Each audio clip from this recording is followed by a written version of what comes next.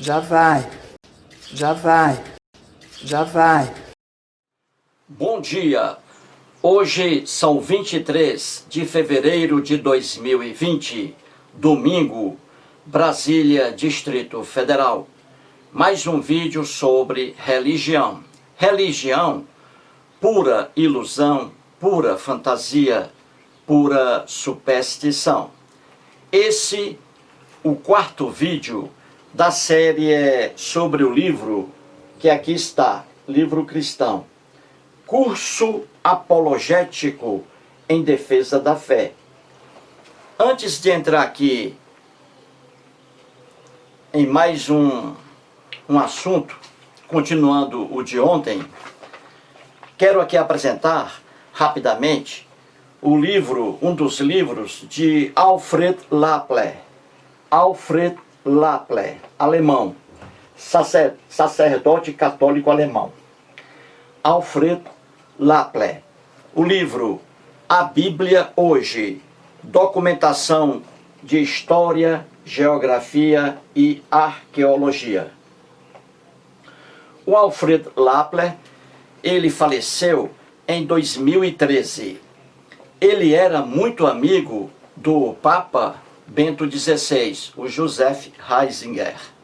Era muito amigo dele.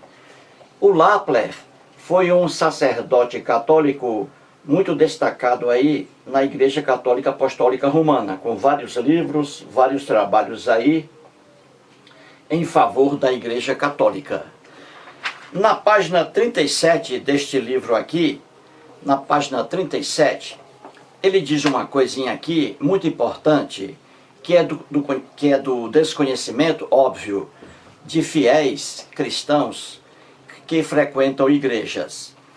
No livro aqui, o Alfred Lappler diz assim na página 37, abre aspas, para designar os 11 primeiros capítulos do Gênesis, é frequente o uso da expressão, entre aspas, pré-história bíblica. Ela não é muito feliz, pois pode fazer pensar que se encontre nesta parte da Bíblia material interessante sobre a história da Terra e sobre a origem do homem. É preciso esclarecer, porém, desde o início, que a Bíblia não é um manual de física, de geologia ou de biologia. Fecha aspas aí. Essa passagem é muito importante. É um sacerdote católico. É um sacerdote católico. O que ele diz aí, gente? De forma bem clara. Ele está dizendo que é um erro você buscar o livro de Gênesis, qualquer pessoa, e ver ali a história propriamente dita, uma pré-história. Ele diz que isso aí é um erro gravíssimo. Buscar em Gênesis, logo no primeiro capítulo, buscar a origem do mundo da terra, a origem do homem, lá em Gênesis, esse aí, sacerdote católico, está dizendo que isso é completamente errado, porque a intenção dos escritores ali de Gênesis, e ele cita aí até o 11º capítulo, a intenção deles ali não era fazer história, não era fazer geologia, etc. Viu aí? E um sacerdote católico dizendo a verdade. Ele diz aí que você não pode ler os 11 primeiros capítulos de Gênesis como se fosse ali um relato de história, porque ali está repleto de lendas, como eu sempre digo aqui, e aqui confirmado por um sacerdote católico. Mas todos sabem disso, até o Papa Francisco sabe disso. Então você vê que o Alfred Lappler, que foi muito amigo do Joseph Ratzinger, o Papa Bento XVI, ele diz aqui que você não pode ler como história, como fato real, os 11 primeiros capítulos de Gênesis. E quais são os 11 primeiros capítulos de Gênesis? são aqueles que abordam a criação do mundo, que abordam Jardim do Éden, Adão e Eva, tudo lenda, que abordam Caim e Abel, a lenda do Caim e Abel, os dois irmãos, o primeiro homicídio, também lenda. E aí vai pelo dilúvio, também lenda, isso aí confirmado por um sacerdote católico. Também o dilúvio, lenda, você não pode ler aquilo como história. E aí vai até o capítulo 11, que é a Torre de Babel, também lenda. Então, nessas lendas bíblicas, que são do conhecimento de quem conhece profundamente a Bíblia, e desconhecidos pelos fiéis que vão às igrejas, porque esses aí são dominados pelos pastores, são ovelhinhas. Então, até ali o 11º capítulo de Gênesis, e vai mais além ainda, a Bíblia está repleta de lendas, mitos, contradições, etc. Pois bem, então aí o sacerdote católico, o Alfred Lappler, alemão, está dizendo que são lendas que estão ali em Gênesis. Você não pode considerar aquilo como uma pré-história, como história, mas uma criação de um hebreu, criando aquelas histórias ali. É por isso que nas lendas bíblicas encontramos inúmeros erros e ingenuidades. E o relato de Caim e Abel, que eu estou tratando aqui desde ontem, com esse livro do pastor aqui, Paulo Sérgio, da Igreja Batista Betel, de Guarulhos, São Paulo, nesse livro dele aqui, Curso Apologético em Defesa da Fé. E vamos tratar novamente aqui do caso Caim e Abel. Pois bem, então tudo isso você vê aí que são lendas, histórias criadas por escritores hebreus. E para fortalecer mais ainda essa verdade, de que a Bíblia está repleta de lendas, mitos, alegorias, etc., ouça novamente aí uma pequena pergunta feita pelo escritor português José Saramago, há muitos anos, num canal de televisão portuguesa, ele conversando ali, o Saramago, com o padre Joaquim Carreira das Neves. Joaquim Carreira das Neves. O padre Joaquim Carreira das Neves, português, infelizmente, faleceu ano passado, 2019. Então houve um diálogo entre ele e o José Saramago, num canal de televisão portuguesa. Veja lá, num dado momento, o Saramago pergunta ao padre católico que ele fale um pouco sobre o Jó, o livro de Jó da Bíblia. Então, veja aí, preste atenção na resposta do padre Joaquim Carreira das Neves. Depois voltarei aqui ao vídeo. Veja aí. Diga-me então, padre, o que é que fazia o Satã no encontro com Deus e os anjos? Aquilo tem pura e simplesmente aquilo são imagens criadas. São imagens criadas, personagens criadas. Vamos lá ver. Quando diz que são imagens... São personagens criadas. Quem escreveu aquele livro, se eu posso falar, quem escreveu aquele livro faz aquilo que você também faz nos seus livros. Você cria imagens, cria personagens. Muito bem.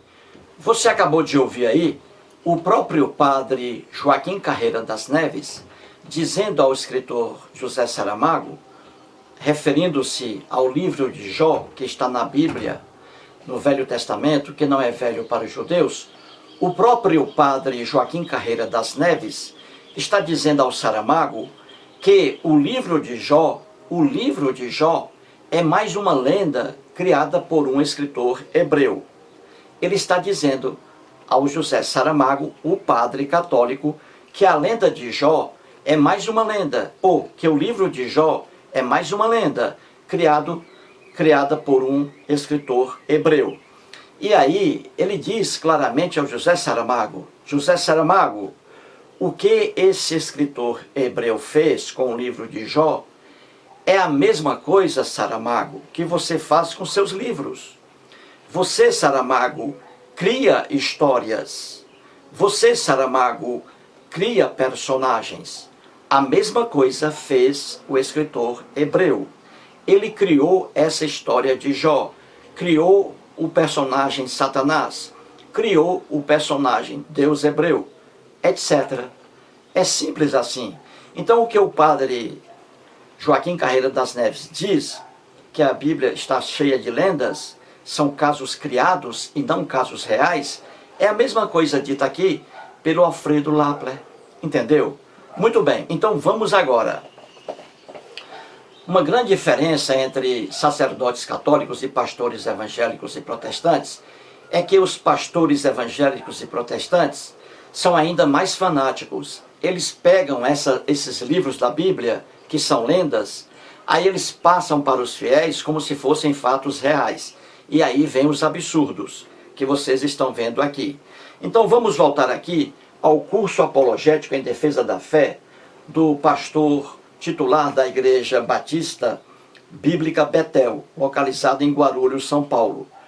O Paulo Sérgio, ele é formado em teologia e formado também em história. Na página 84 do livro dele, 85, né, melhor dizendo, 84 já foi visto aqui nos dois primeiros vídeos. Agora estamos na página aqui 85. No vídeo de ontem, falei sobre uma parte aqui da página 85, quando ele trata aqui do homicídio de Caim contra Abel. E aquela discussão sobre quem foi a esposa do Caim. Já mostrei isso aqui no vídeo anterior, naquela lenda. A lenda, como isso aqui é uma lenda, como isso aqui foi uma criação de um escritor hebreu, não chamado Moisés, então você vê muitos erros e muitas irregularidades nessa lenda. Quando você passa a olhar essa lenda como se fosse um fato real, aí você vai escorregar aí na casca de banana, porque isso é lenda. Então os erros estão ali. Muitas pessoas leem a lenda de Caim e Abel, aí dizem assim, ah, essa lenda aí é boba demais. Claro que é. Aí a pessoa diz, não, essa lenda é boba demais. Olha ali, ó, aquilo ali não bate com aquilo.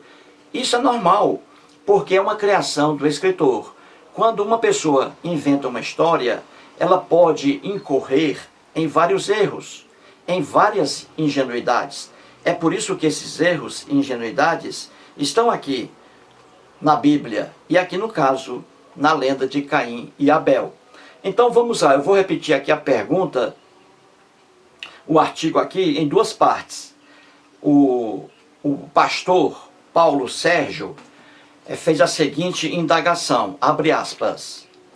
Se Adão e Eva tiveram somente 2 filhos, Caim e Abel, como a Bíblia pode afirmar que Caim se casou após assassinar o seu único irmão? Fecha aspas aí. Eis a pergunta dele.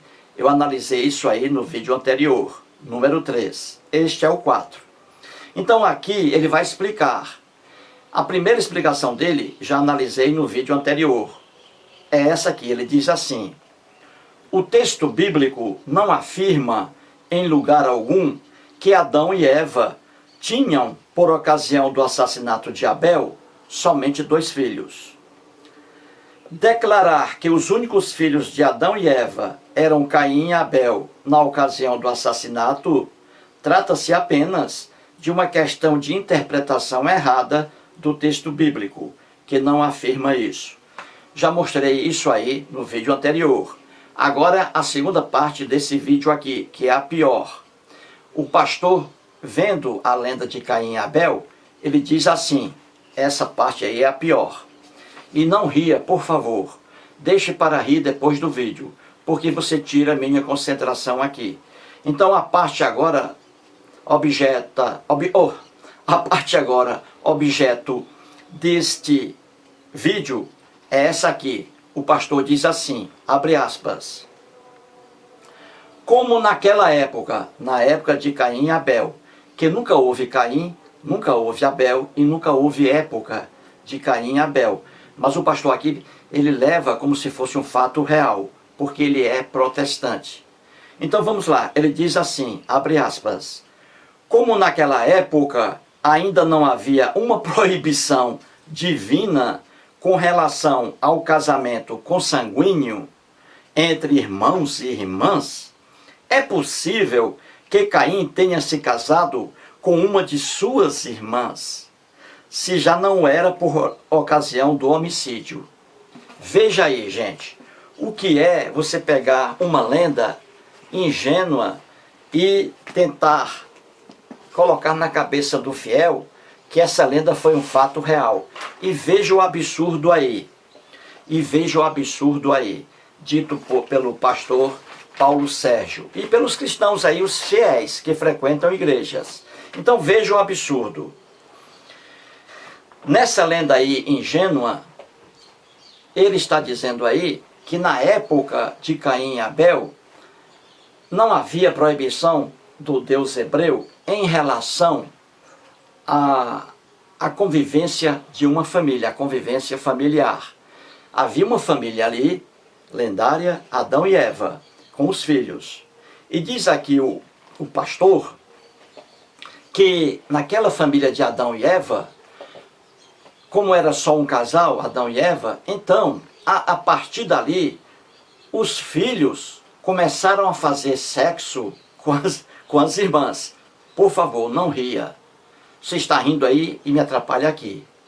Então ele está dizendo que o Deus hebreu montou uma família, a primeira família, Adão e Eva. E que a primeira família, montada pelo próprio Deus hebreu, a primeira família era livre, os filhos eram livres para se casarem, fazerem sexo com as próprias irmãs, porque não havia proibição dada pelo Deus hebreu. Era livre. O irmão, dentro da própria casa, junto ali com Adão e Eva, imagine, o Adão e Eva, o pai e a mãe, ali com os irmãozinhos e as irmãzinhas. E um irmão olhando para a irmã e sentindo tesão sexual por ela. Porque quando você quer se casar com uma mulher, você, obviamente, você tem aquela atração física pela mulher, não é? Além da sentimental, emocional, etc. É importante a atração física. Você se sente, um desejo de fazer sexo com aquela mulher. E ela também sente o desejo de fazer sexo com aquele homem com quem ela quer se casar. Porque o sexo aí é fundamental. Então imagine, que família, segundo a ótica aqui do pastor, que família depravada a do Adão e Eva, hein? Imagine. Adão e Eva estão ali em sua casa. Os filhos convivendo, os homens com as meninas. E ali o desejo sexual florindo. Imagine um filho do Adão olhando para a própria irmã dentro de casa e a desejando sexualmente. E a irmã também desejando o irmão. Veja que família depravada. Veja que família depravada. E isso aí é a visão errônea dos cristãos e aqui do pastor. Pastores evangélicos e aí protestantes. Veja que visão terrível. A primeira família que foi criada diretamente pelo Deus hebreu, na lenda bíblica, mostrando uma depravação sexual tremenda. Porque eles dizem aqui que não havia ordem do Deus hebreu proibindo relação sexual com irmão e irmã. Como não havia essa ordem, era livre. Os irmãos faziam sexo com as irmãs. Veja que família depravada. E veja que pensamento esse aqui. Veja que pensamento mais torto.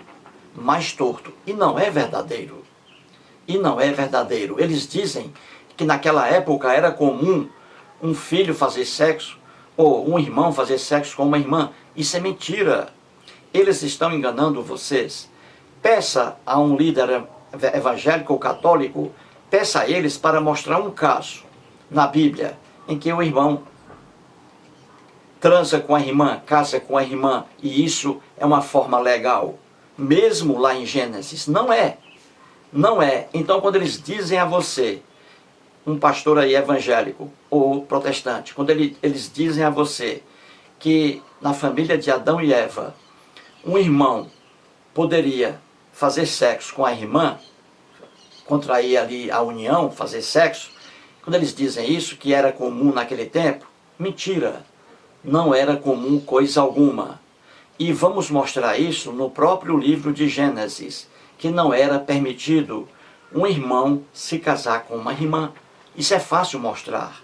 Não vou nem para a história, vou aqui para o próprio livro de Gênesis.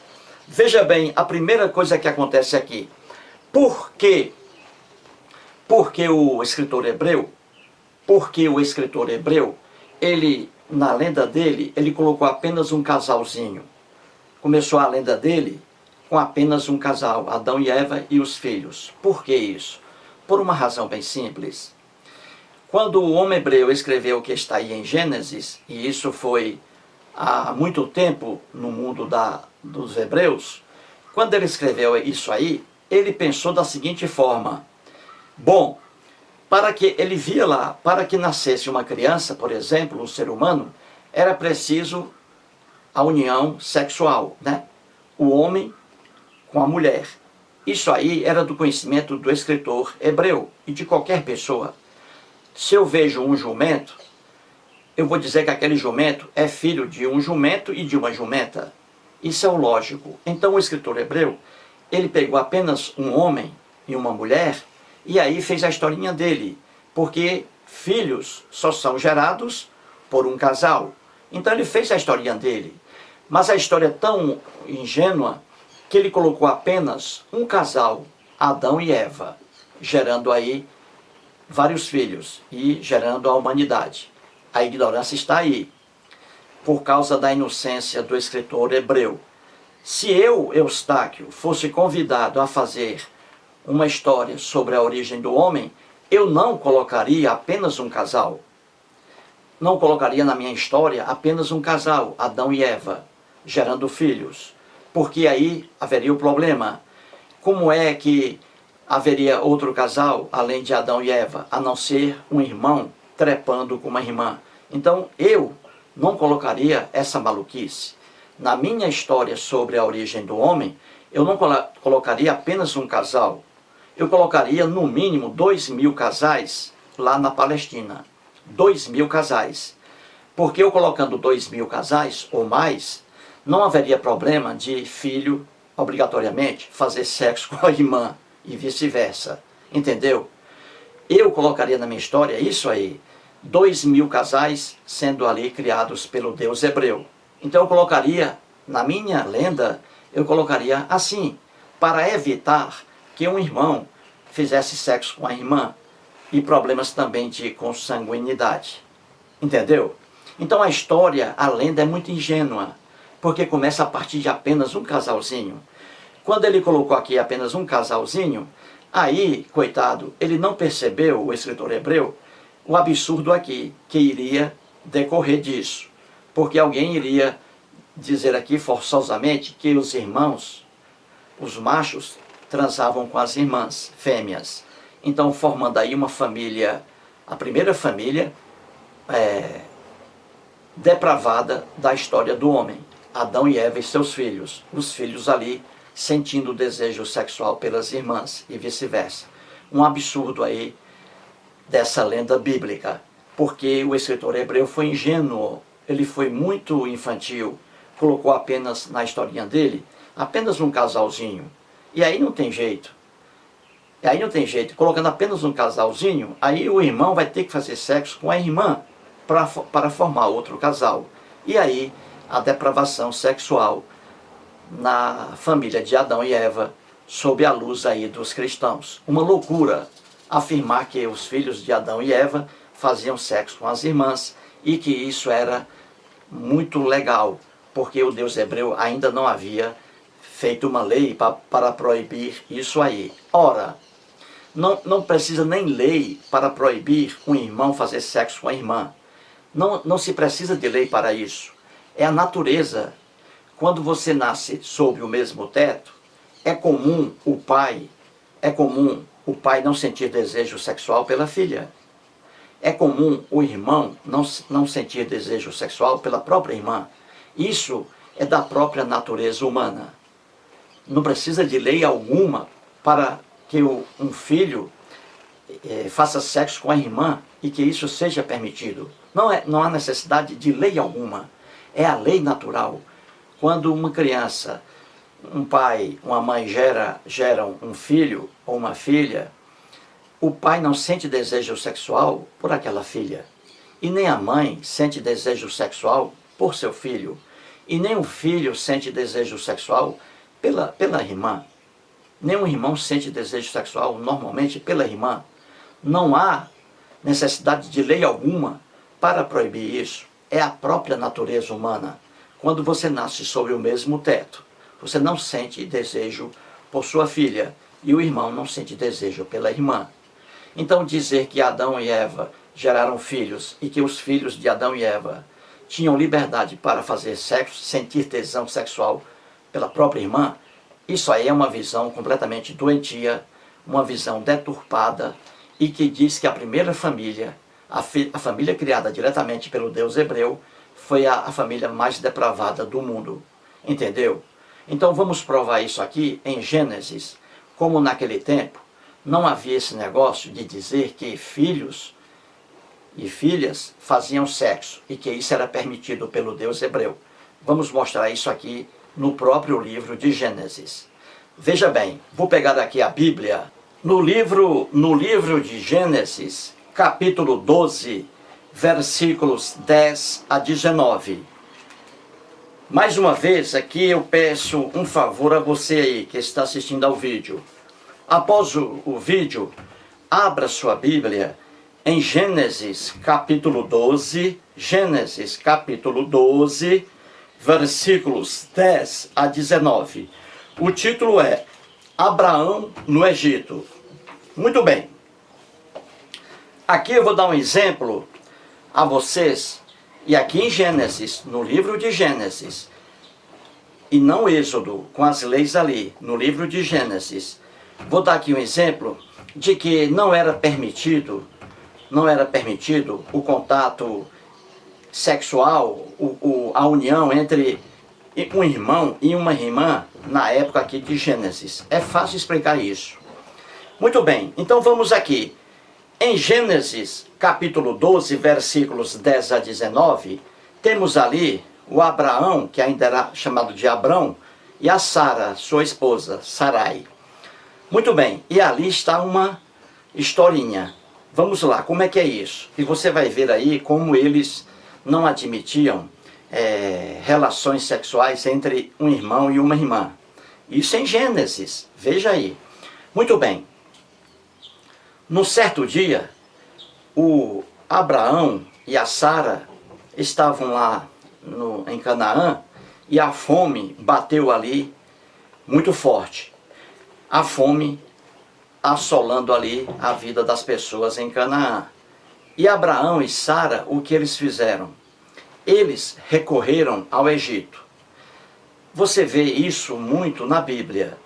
Quando a fome batia em Canaã, eles corriam não para o Deus hebreu, eles corriam para o Egito, porque o Egito era uma potência na época.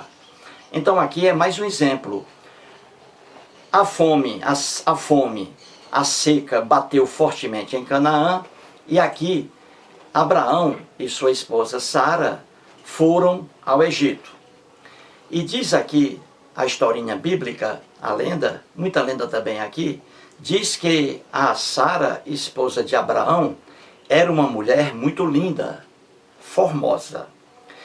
E o Abraão, antes de chegar ao Egito, o Abraão disse a Sara, disse à sua própria esposa, que quando chegasse ao Egito, ela dissesse que era irmã de Abraão, entendeu?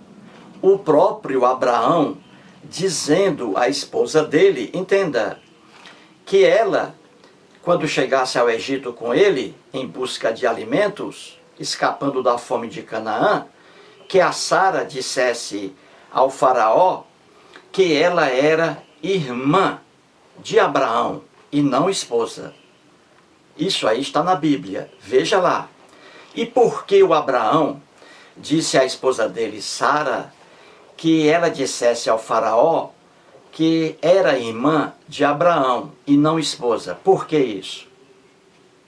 Porque o Abraão disse, olha Sara, se você disser ao faraó que eu sou seu esposo, então o que vai acontecer?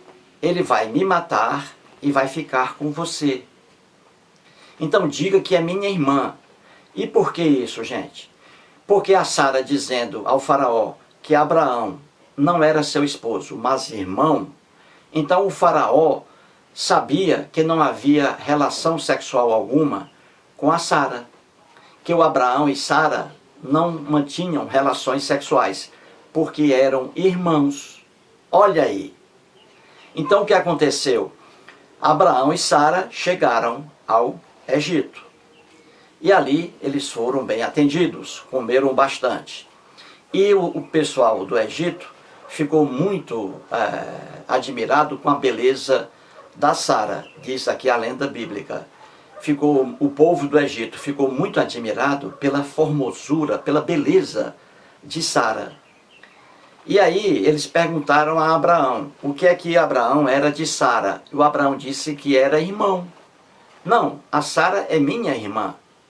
Isso é, quando ele diz a Sara é minha irmã, todos ali entendiam que não havia sexo algum entre os dois, porque eram irmãos. Isso em Gênesis. Isso em Gênesis e não em Êxodo. Então veja, aí foram dizer ao faraó que havia chegado ali uma mulher muito linda com o irmão dela, o Abraão. E aí o que foi que o faraó fez? Chamou a mulher para os seus aposentos, chamou a Sara, esposa de Abraão. Então veja, o faraó estava pensando que Sara era irmã de Abraão.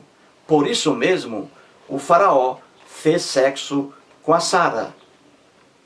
O faraó levou a Sara, esposa de Abraão, mas o faraó pensava que era irmã, porque o próprio Abraão disse ao faraó que a Sara era sua irmã e não esposa. Então o faraó pegou a Sara pensando que era irmã de Abraão, porque não havia sexo entre os irmãos. Então o faraó estava livre para fazer sexo com a Sara. E fez.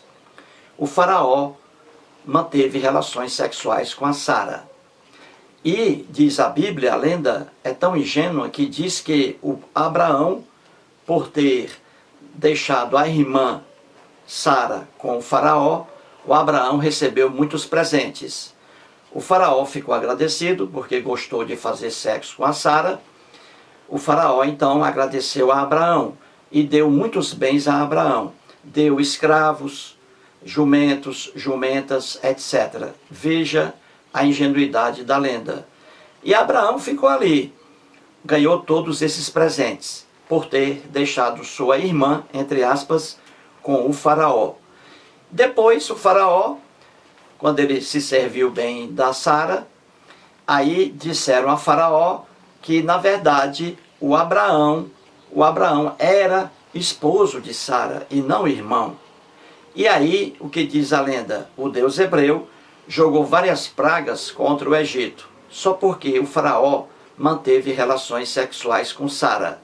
Só que o faraó era inocente, porque ele pensava que Sara era irmã de Abraão e não esposa. Então o faraó não merecia punição alguma, mas a lenda é muito boba e diz que o deus hebreu puniu o faraó por ter feito sexo com a Sara. Entendeu? Aí o faraó ficou arrependido. O faraó até reclamou para o Abraão. O faraó disse: "Ô Abraão, por que você me disse que era sua irmã? Porque quando você me disse que a Sara era sua irmã, é óbvio que não há relação sexual entre irmãos. Mas quando na verdade ela é sua esposa, e você aí não me falou a verdade."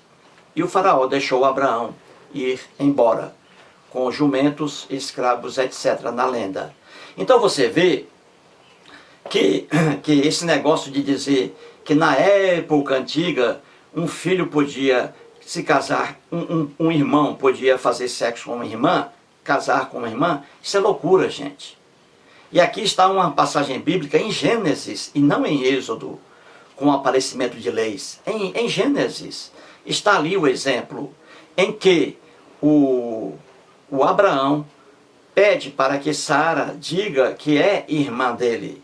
Porque quando ela diz que é irmã de Abraão, então o faraó não via sexo algum entre Sara e Abraão, porque eram irmãos. É por isso que Abraão pediu para que ela dissesse que era irmã dele. E mais à frente, em Gênesis, vou mostrar aqui mais à frente, no próprio livro de Gênesis, capítulo 20, versículo 12, diz assim, 20, versículo 12, em Gênesis, versículo 12, vamos lá, diz assim, o Abraão aqui, falando em outra situação, o Abraão aqui, em outra situação, falando para alguém, ele diz assim, por outro lado, ela, ou seja, a esposa dele, a Sara, por outro lado, ela, de fato, é também minha irmã. Ele dizendo aqui, o Abraão, que a Sara era irmã dele. Mas como irmã? Aí ele diz, era minha irmã, filha de meu pai e não de minha mãe, e veio a ser minha mulher. Então o Abraão está dizendo aqui que a Sara era meia irmã dele, e não uma irmã, filha do mesmo pai e da mesma mãe. Então o Abraão está dizendo aqui que Sara era irmã dele, mas apenas por parte de pai, e não por parte de mãe. E os dois viviam, antes de casar, os dois viviam separados, e não sob o mesmo teto, não sob a mesma família. Eram separados. E aí ele se casou com a irmã dele por parte de pai, e não ao mesmo tempo por parte de mãe. Porque se Sara fosse irmã de Abraão por parte de pai e por parte de mãe, jamais ele teria se casado com ela. Explica bem isso aqui. E há outra ingenuidade ainda, mais duas. Quando você diz, em sua pura ignorância, quando você diz que naquele tempo, num tempo aí qualquer, um irmão podia fazer sexo com uma irmã, que isso era natural, essa maluquice, quando você diz isso, ora, no próprio livro de Gênesis, vem ali mais uma lenda, a do dilúvio. No dilúvio, o Deus hebreu, ele está magoado com o homem, porque diz que o homem está contaminado pela violência, o homem. E o Deus hebreu resolve destruir o homem, o mundo, não é isso? Resolve destruir o homem e os animaizinhos irracionais, não é? Não aparece o dilúvio? Lá em Gênesis. Ora, se algum maluco se algum maluco alega que naquele mundo era permitido um irmão manter relações sexuais com uma irmã, se algum maluco afirma isso, porque não havia lei ainda para proibir esses casos, então o Deus hebreu não teria destruído aí, teria tentado destruir o homem, porque o dilúvio está logo ali em Gênesis, e não em Êxodo. Então, durante o dilúvio, não havia lei alguma ali, fixa, durante o dilúvio, certo? Durante essa lenda. Não havia lei alguma ali, como dizem aí esses malucos. Ora, se não havia lei alguma proibindo, então o Deus hebreu jamais teria pensado em destruir o homem.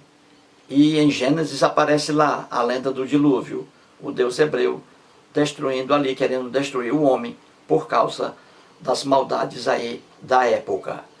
Como o Deus hebreu iria destruir o homem, se não havia lei alguma e tudo era livre, como dizem aí os malucos, que naquele tempo não havia lei alguma proibindo a relação sexual, o casamento, a união entre um irmão e uma irmã. Que loucura!